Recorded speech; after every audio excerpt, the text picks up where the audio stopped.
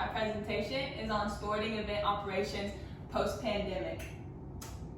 So basically what a sporting event or a mega event is an athletic activity governed by a set of rules. Basically, so your normal sporting events are your basketball games at any level, or like a baseball tournament or something along those lines. A mega sporting event is on more of a world, on an international scale. So it's a major world sporting event like the Olympics or the FIFA World Cup. Some decision makings you have to go through when choosing a facility for your sporting event. You can either go use an existing facility or a temporary facility with a setup and tear down. So with your existing facility, that can include an arena or a facility that has already been built or that needs to be built. Like with the Olympic Games, if a city is chosen to host, they will oftentimes build an arena like just for the Olympics. That you see that with the World Cup as well. And then a temporary facility would be, an example of that would be like the Tour de France or the Boston Marathon, where they like close off a downtown area and just have like set up points for their event. And then hosting location also has to go into the decision making. So decisions for hosting a sporting event, you have selecting your event location, and like I said before, that just depends on what type of event that you're hosting. And then you have to create the event and build the event's brand, which marketing an event is just as important as the event itself. Then you plan, prepare, and operate the event, which we'll talk about in a little bit. And then changing the event after in the post-event evaluation, which is your feedback from your consumer. Your event stakeholders, which are the people involved that are going to be having your revenue streams for the event, or that are responsible for the revenue streams, are the organizing committee, which is like your event managers, your operating managers, your marketing managers, the players and the athletes and the participants, which that just depends on the event that you're having, whether it's a marathon that you sign up for or if it's a professional basketball game that you're attending, coaches and officials, medical staff, your fans, your consumers, the media, and then sponsors for your organization. Markets that you can reach out to post-pandemic. So digital markets were already in an upward trend regardless of COVID-19 happening. So as you can see in this chart, this is 2020 for the blue is North America. You can see the upward trend for 2024, so it was already increasing. So marketers should have really been reaching those digital markets and those technologies. And then also large cities, professional sports fans and collegiate sport fans, because those are the fans that have been deprived due to the COVID-19 shutdowns. So those are going to be your target markets. So marketing opportunities for those target audiences would be virtual technologies at sporting events. So that could be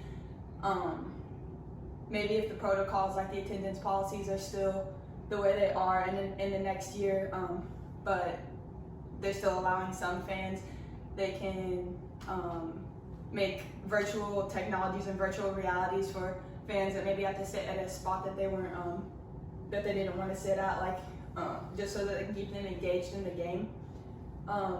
Social media, which has already been a huge marketing tactic in sporting events.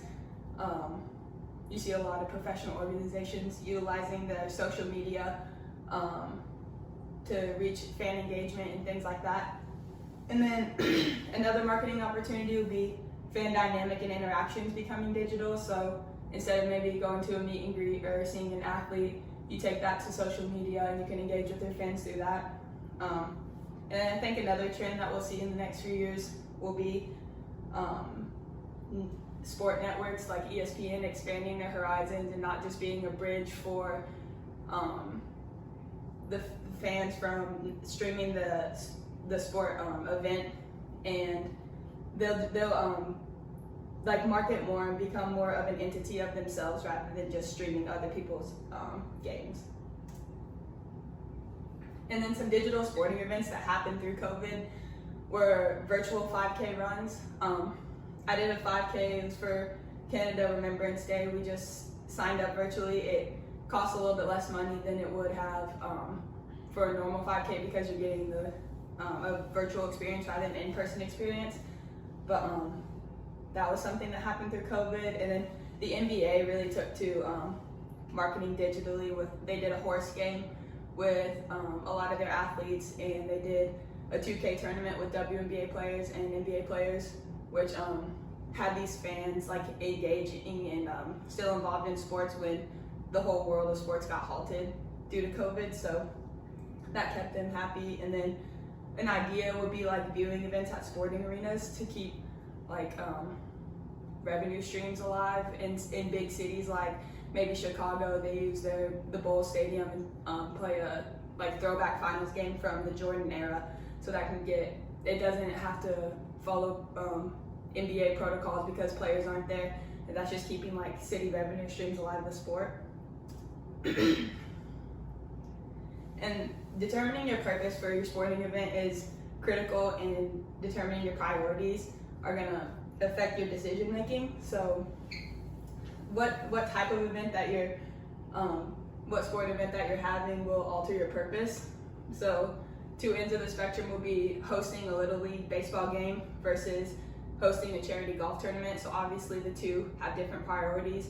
Your Little League baseball tournament would be to outreach for youth sports and expanding your organization, while a charity golf tournament would be more so probably for a nonprofit organization, gaining sponsors and things like that.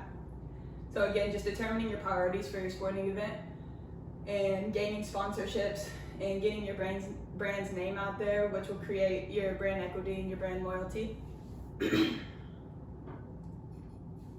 So operating a digital event, operation managers are gonna have to take to a different liking than they have with their marketing an in-person sporting event. So some examples of things that you would need to operate it and budget and allocate your costs for would be your equipment, your employees, facility fees, and things like that. So your marketing tactics are going to sway from how you needed to market an in-person event rather than a digital event. You don't want to market your new and innovative products when you're hosting a digital event, because your consumers are looking for familiarness, and they're looking for something that they can interact with their other consumers with. They're not looking to get something new. So just being flexible with consumers and their needs and their wants and their schedules is really key when hosting a digital event. Marketing a digital event to consumers, pre-event and post-event follow-ups are really crucial, because these are ultimately for the consumer. You're not going to be making much revenue off of them. It's ultimately to keep them engaged and keep them having brand loyalty and brand equity for you, waiting for the ability to have in-person games again, or in-person sporting events again. You need to make sure that you have those personal touches that a physical event has. You need to find a way to put that into your digital event. A way that you can do that is prize giveaways.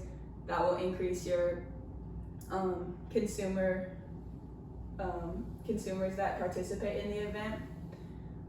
You just need to ultimately engage the participants, find out their demographics, find out who they would want to engage with. If you use like a virtual, like Zoom, like a video call, could put them in breakout rooms and use that as a way to keep them engaged.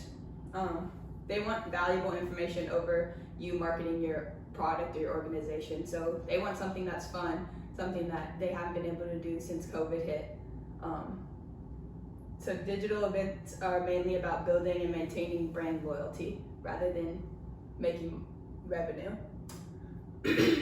Some cost allocations that go in with it are consumers want their experience to equate with their cost for the event. So they don't want to spend $80 on a digital event that they would have spent on a game ticket. It has to equate for them. So you have to give them that at-home engagement and experience. It has to basically make sense for them to buy it. So some ideas would be game day packages, like family bundles for a game event, which would be basically bringing the game to your home. So they could sell, they could like deliver pizza to your house for your family. They could send pop and send game day memorabilia, signed t-shirts, stuff like that. That would make it feel like you're at the game itself. And then also organizations enhancing their digital production to make it seem like you're actually at the game when you're watching it at your home. So things that could help are like when you do, the NBA does mic'd up a lot, they could mic up their athletes more often so you can actually feel like you're there. Improving the video quality, camera angles. So maybe they get a all-time camera angle, like shooting from the bench of a team. You get to hear those conversations. Also, a lot of sporting networks do holographics to like outline plays or when they do a replay. So just giving the consumer another way to see the game. And then just to like wrap everything up, some tools to operate sporting events for post-COVID, because this is something that marketers have never had to deal with. Just growing your email list and reaching out consistently to consumers and trying to find new ways what they want. Using display advertising, which is when you click on a website, it sends ads to people who have already purchased your product or viewed your website. So it's finding your target audience for you. Surveying your sports fans, just finding out what they want, what they would like in a digital event. And then some ways that you could market it. Digital events are having like pre-event digital teasers, like a little 30-second trailer on social media that you put out for fans to see, just to remind them that the event is going on, what it's going to look like, what they can expect, things like that. And then behind the scenes footage, this could be like with athletes and their like pre-game stuff, like get to see more visuals than you would get to see at an in-game experience, to see the benefits of digital media and digital sporting events. And then also just keeping up on the success of your digital events and like putting that out there to show consumers that these are successful, like you will have fun with it. It's not the same as an in-game experience, but like it's just gonna have to deal with the COVID protocols. Those are my references. That's it.